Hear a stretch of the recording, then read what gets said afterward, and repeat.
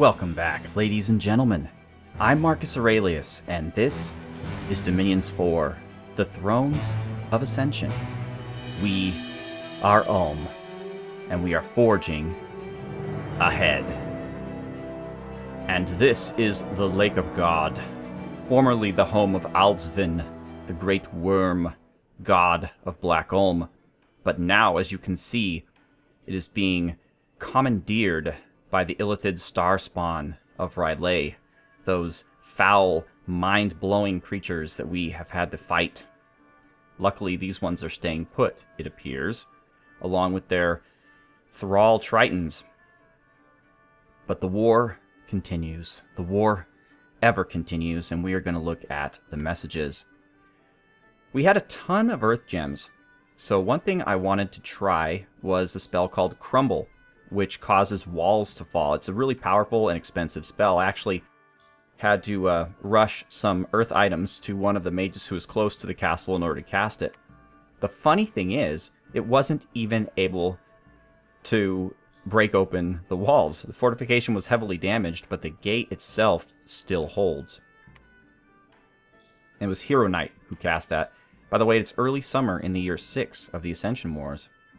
So Ulm is well on the way to winning the war after only 6 years. Chief Smith found 2 magic sites in the Bright Woods. And there was a battle in Walnut Woods. Ah yes, Praetorian Panda, the Golem.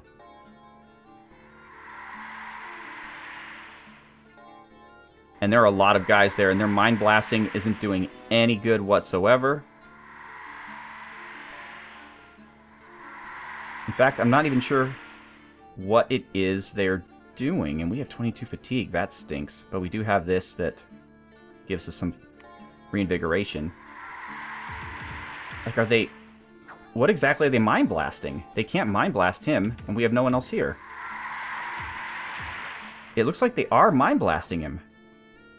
That is very strange. Why on earth would they do that?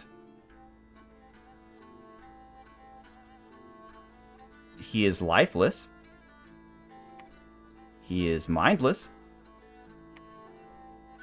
Perhaps their magic, or at least one part of it, can work on mindless beings? He does have a chest wound, but that's old. The barbarians aren't able to get through to him. And they keep trying. What are they... no, he seems to be fine. I don't... and his fatigue is actually going down, so we're in business. He's just punching everybody. They keep mind blasting him though. Oh, look! He actually has now a never healing wound. 20% hit point reduction, though he still has plenty of hit points. And I guess they're out of mind blast. But I didn't even think they could mind blast him. It's great that he can defend himself against it, but... oh, Praetorian Panda. You are a beast. You are a beast, sir. These poor things, these poor creatures. Oh, get him! Yeah! You're trying to mind blast me? I'm gonna blast you with my fist. In your face. Yeah. That's right. Okay, so... he did get that wound, but he was not killed, and we took out 38 of the enemy, including 7 of 9 Illithid soldiers. Good work. A battle takes place in Pranda. Wait, what? I was not expecting a battle here. What do we have here? We have some Lion Tribe, our Mechanical Militia, and that's really it. Wow, we have not invested very much in province defense here. What do they have against us? Those are Sea Dogs, right? Yeah, Sea Dogs are pretty stupid. And we have Meteorite Guards. Those are elite troops, but they are slaves. So they have low morale, but it's actually better than my troops, so there you go. There's a slave mage. And they even have some crazy stuff here. Living statues and claymen. Oh my goodness. I don't know how this one's going to go, ladies and gentlemen. This is... oh. Thank you, Irati. Oh, Irati's just chilling here. He's searching for magic sites. Luckily, he's here. He might be the turning of the tide. Oh, his aim's a little off, though. He missed all those guys. Okay, the Sea Dogs are down. Wow, they even have a Bane. Dust Soul. Alright, these guys are making it through. Come on, Arati. Come on. Nope, now he's tempering wills. Where is he? Oh, got him. Wherever he is. There he is. Okay, so they were ways away from him still. And we're erupting them. Our mechanical men are fighting. So it's metal versus stone to determine who will survive in this battle and who will win the Battle of Pranda. Our lion tribe are fleeing. They have ice elementals arrayed against us. They not only have clay men, but also terracotta. So we got terracotta, clay, and stone versus steel. Come on. Come on, mechanical men. You have beautiful morale. You are unstoppable. Oh, jeez. And I don't know if our guys are fleeing or what here. Arati, how you doing, buddy? Oh, Arati's just loving life here. 74 fatigue. He's fine. He's fine. Okay, but they're just leaving our mechanical men just kind of sitting there. But Arati just opened up the earth under these stone men. Come on, guys. Uh-oh, they're back to behind here. They're near our commanders. But it looks like our fleeing troops are fighting them on the way out. That's great. This, however, does look like a loss for us. Oh, look at that. Did you see that? The Witch Doctor just hit that ice elemental. He was like, sir. And the armies of R'lyeh are routed. What? On the cusp of victory, they retreat. Arati shooting magma bolts. This guy, Arati definitely was the MVP, but this guy right here, Madogo, he was vice MVP. He just said, I know I'm not wearing any kind of armor, but I'm just going to walk up to this... Did he die? Where'd he go? I'm just going to walk up to this ice elemental and just whack him. Holy crap. Okay, what happened here? This one could have got ugly. We lost nothing, technically. We took out 48 troops. Ogwoods, province income plus 10. Mireni, water gems plus 3. Palame and Quadra are still hanging in there. We got some... Oh, we didn't get... Oh, we got 11 good blood volunteers. And we are taking care of some brigands. Alright, so the troops in Palame are starting to starve, but we are... First of all, it's not that big a deal, because we only have 192 supplies, and our usage is 187, so they're not going to starve anymore. But also, I have Dr. Dalamand heading in there with some food. So let's introduce you to some new folks. We have Verbrennung von Kohla. Kohla? I think that's how it is. I'm not German. We have Mental F star star star. You all know what it is, but this is a family channel. There are children who watch, so I'm going to star things out. But he is a priest, and he's heading toward the front of the battle. All of my priests and priest smiths are heading toward the battle since they can Iron Blizzard, and that is a wonderful thing to do against R'lyeh, since they're not really that well armored overall. Okay, over here, this is basically... the Western Plains is Black Lord armament. This is where they come to pick up their supplies. Now, Nebaritos, Ribby, Tord, Zar, Conefed are all ready to go, but they don't have any backup troops. So I'm recruiting troops for them, and they're waiting until that happens. Actually, Ribby's good to go. Ribby and Maximus Digus Erectus are on their way out. Nebaritos, I think, just needs one more guy. And then our new guy here is Hans, a bigger sword. We also have a whole bunch of stuff coming. Homer's coming up with some troops, including some Black Knights. Slagar the Cruel is all set up. We got a Horror Helm on him, the Awe Shield, the Frostbrand, Boots of Quickness. I just threw on some Black Steel Plate I had lying around since I didn't have any other armor for him. But it doesn't really matter because he has no encumbrance. An Amulet of Resilience to get rid of the encumbrance he will get from his spellcasting, and a Pendant of Luck. I decided not to go with the Dancing Trident or the Stone Bird because...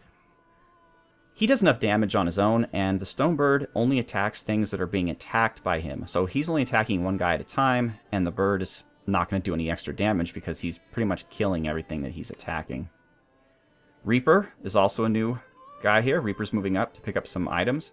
So is Zeus. And Nidoros. And Wombat. We have Hyena moving up here with all of his or her troops. Dimitri, Steels, and Rayus Strom are coming up here. We're finally getting Dr. Quacksalver here so we can build a temple. Same deal with, we're moving Franz von Beaskow and Kabui's up to Omur to do the same thing. Now let's take a look here. If R'lyeh is going to be a pain in the butt, we need to beef up our defenses here. Let's go with 30. And 30. And okay, you're not a water province, okay. And 30. That's going to take a big chunk of gold, but it's worth it to keep them from getting a beachhead. And this one's going to look good too with heavy cavalry. Alright, Black Ulm's already at 30, so we're good. We're in good shape. Okay, George White is just picking up some troops, then he's going to move up pretty soon. And I'll probably send Jean-Luc Picard, Gendrick, Waylander, Gordon Overkill. With him, probably Logothetes and Ewok MP2 since they have 3 Earth. Pikel Mouvet. And basically all of our, as I said, our priest smiths and our priests. Chief Smith, now that he's searched for sites and found a thorn maze and a quicksand, I believe is what he found, he is now teleporting out. Where else? Western Plains. That's where everything's happening. The Amazons are hosting quite the large force of Ulmish troops. Did I introduce everyone? I think I may have for right now. Yeah, I think we stopped at Reaper. So, alright, well that doesn't mean much though, because we only have one more name to go at this point. And that's that. I'm basically just producing as many items as I can to divvy out. I've noticed I have 2 Bloodstones. I should give them to some guys. Is anybody here going out to fight?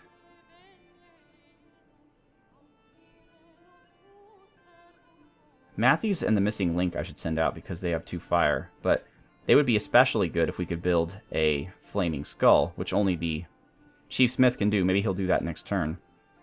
What do we have here? I don't necessarily want to give more Earth power to our Priest Smiths because they're going to be Iron Blizzarding, and I don't think additional Earth really benefits them at all. So, gosh, I guess no one, because Sundew, Dragonstrike, and Hero Knight already have them. Dr. Dalaman doesn't need them. I guess we'll wait till we conquer one of these castles, because presumably, I can't see it here, but presumably they have laboratories. I would hope so. And as you see, we have a whole bunch of people going a whole bunch of places. Lord Asmodeus is here checking Salam out, and they're basically, it's being guarded by a barbarian chief. That's about it. So I'm sending Praetorian Panda to Whiteport to just clear this place out. Ooh, forgot to put Province Defense here. Might want to do that. We can only afford 20 at this time. But we are moving in Yickley, Barbel, Anko. Well, Anko's actually heading here because I forgot that Lord Asmodeus was here. So we're going to go to Ebbis, I guess. Smith Masters, Theophrastus, Bombastus, Von Ulm, Geralt of Rivia, and Solius. So they're going to go here, and then we're all going to coordinate on Salam. I'll probably send Praetorian Panda in there first. And then Thor Henry's bringing up the rear. He's going to take care of Bell. And hopefully these castles will fall at some point. So that sounds pretty good. I reckoned it might be a good time to show the Hall of Fame, just to see what's going on here. So the new planet is on top for the remaining turns that he is going to be alive, unfortunately. He has heroic agility. Then we have Praetorian Panda, who is an awesome presence, which kind of stinks because he already had the Awe hat, so it's not giving him anything he didn't already have, although hopefully it makes his Awe better. I don't know, he has Awe 2. Hopefully that's better than what it was. He has no experience, though. I guess mindless beings can't get experience. I'm not sure how that works. I really wish that dead people weren't on the Hall of Fame. I understand you can theoretically raise them from the dead, and so that's why they keep them, but it just clutters it up, and I think it should constantly be refreshing with new people. So I think what should happen is, if someone dies, they should be taken off the list. If, however, they are risen back, then they get put back on the list wherever their experience level dictates. But until then, they should be off because it just wastes space, and we should be giving cool traits out to other people. So then we have Barbell. We're already aware of this. He has lightning reflexes. Demonicus, we've already seen as well. He has unequaled obesity. Dimitri, the Forger of Despair, has heroic endurance. And Jack Schwarzard is on here with heroic precision. So we're, except for a very few guys like this guy from Xibalba and this guy from Xibalba, everybody else in the thing that's not Ulm is dead, which is kind of where things are headed, I suppose. Let's look at the graphs real quick. Provinces, as you can see, we are ruling the world. Black Ulm, unfortunately, is not. Unfortunately for them. Now, in forts, however, well, we are the best in forts for the slight moment. But Rylay is just taking it to us. Like, I guess all their forts must be underwater. But they have a ton of forts. As far as income, we are well ahead of everyone else in the world. Gem income, same story. There's a huge little spike here. Must have been one of those places that we found tons of sites. In research, we are ahead of everybody, not as much as we are in other factors. I think it's Shinuyano? Who is it that's up to us? No? Who are you? Ah, Xibalba. Xibalba's pretty close to us in research. Dominion, we are not number 1, believe it or not. Xibalba is, and that's probably why we are not at war with them, because they will not declare war on us until they start feeling the pinch of our dominion. But by the time they do, ladies and gentlemen, it will be too late for the poor frogmen.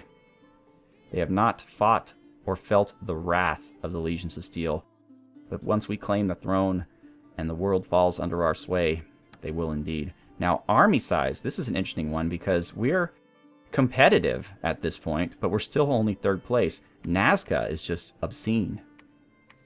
They have like a third more troops than we do, and they're all hiding out on that little island. They could steamroll us if they brought a big enough army up north, but they appear to not want to do that. And that is their prerogative. It's their prerogative. So this is the Brass Throne. I thought the Brass Throne was a twofer, but it says spread Dominion 1, and usually you could tell how much it's worth by how much Dominion it spreads. Let's take a look here. No, the Brass Throne is only worth 1. This means that if we get this throne and claim it, we are not yet done. We have to find another throne somewhere. So that's... Ooh, I was not expecting that, and that's kind of a pain in the ass. So, we must either take the fight to Xibalba, which we could do, although look at this is immense here. 670 units, mostly Much warriors or Mooch warriors. Or we could do a little bit of a blast down against Nazca to Asense, or Cradle Life. But again, that's probably a bad idea since they do have tons of troops even if we don't see them. That's really it. I mean, that's about all we've got here. We could... So Star Peaks is really the closest throne that we've got. That's not underwater. Yeah. So Brass Throne's not going to do it for us. Dang. This one's really going to be a quencher. So we have 3, 4, 5, 6, 7, 8, 9. We will have 10. We need 11 to win. Now, if only the Throne of Bureaucracy was not underwater. And the Throne of Eternal Suffering is a good one too, but that's in Shinuyama lands, which is currently being blocked to us by Nazca. We can come from down here, but we might as well just go for Star Peaks. Alright, so this is going to be interesting. We're going to have to fight Xibalba. I mean, there's just no ifs, ands, or buts about it. We're going to have to figure out some way to defeat them. So, I mean, we have huge armies, but they're not that huge. I mean, I don't know. I'm looking at these masses of troops, and I'm just hoping that our super combatants and thugs can seal the deal. Let's end the turn. I spend so much time talking. Just yap, yap, yap, yap. But it's exciting. I'm excited. I hope you're excited. We're trying to make things happen here. For humanity. For the Legions of Steel. For the power of Drain. Alright. Arati found crap. Rin found crap. Bandar log is saying, Drita Booty, the Bandar Noble, is now the prophet. Alright, Walnut Woods. We are being attacked by R'lyeh. They are throwing a bunch of barbarians at us. And it looks like Praetorian Panda did get out in time. So it's our group of troops here. I was not expecting a counterattack. So we're not in the best shape ever, but I think that we're going to be fine. We have our own barbarians. It's barbarian on barbarian action. And they're already running. Theophrastus, Bombastus, Geralt of Rivia, Soleus, they are just showing them the power of magic. I recently watched Conan, and he is afraid. Not afraid, but he, when he fights against magic users, or at least in Conan the Destroyer, the sequel, he brings his own mage with them because he's something like, what good is might against the power of magic? Or something, yeah. I forget the exact word, but it was something like that. So we didn't lose a damn thing, but we took out 67 barbarians, one of their chiefs, and 6 slave guardians. The Illithids all escaped. White Port. That's Praetorian Panda. And they're again mind blasting him for what it's worth, which is not very much. Yeah, I don't see how they're I don't get it. I thought you couldn't mind blast a mindless unit. Anyway, now we have our Astral Shield up. We're going to wait a bit in order to get some fatigue back. And I'm just trying to see if they're doing any damage to him at all, and they really aren't.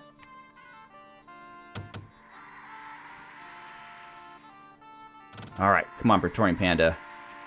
Do what you were born to do. Oh, one hit. Those guys were already running. They're like, eh. We may be mind-controlled, but we're not mind-controlled that badly. Oof. They're just like, what is this giant mass of... I don't even know what he is. Stone? Clay? He's just a wrecking ball. Oof. Some nice meteorite armor you have there. Shame if anything were to happen to it. Oof. Done. Okay, he's doing okay. Still has full hit points. Let's go get some Illithids. Oh. Well, we got one. But the other two are fleeing. And they're going to make it. Because Praetorian Panda is going to be going after the archers. He just likes punching things. He's made to punch. Alright, what do we do? Oh, sorry about that. We took out 8 meteorite guards, 3 slave guardians, and an Illithid soldier, but the Lord escaped. Alright. Dovin. Uh-oh. Abundance of rules and regulations are slowing down commerce. Cluentius was discovered and attacked in Gol Riepe. He died. Holy crap. Well, let's just take a look and see what Xibalba is rolling with, because... Holy moly cow. Okay, so... I think Praetorian Panda is going to have a lot of fun with these guys. Zot's warriors are pretty weak. Actually, they have nothing here that really frightens me. In terms of that... In fact, Iron Angel, I think, would do quite well against these guys. Maybe I'll get some more of those. Well, that was fun. Alright, Quadra has been breached. But, you know what, folks? We're going to deal with that in the next episode. Oh, well, hold on. Let's name some people. Alright, Clovis, you are now Commando. And that's it, folks. That's our last name on the list. So, congratulations to everybody. You all got in. It looks like a lot more you're going to be seeing action than I originally envisioned, because we're going to be fighting these gigantic armies of Xibalba. So stay tuned, ladies and gentlemen. You may have thought things were almost over, but actually, they are just beginning. So once again, I am Marcus Aurelius. I'd like to thank you so much for watching. Have a good one.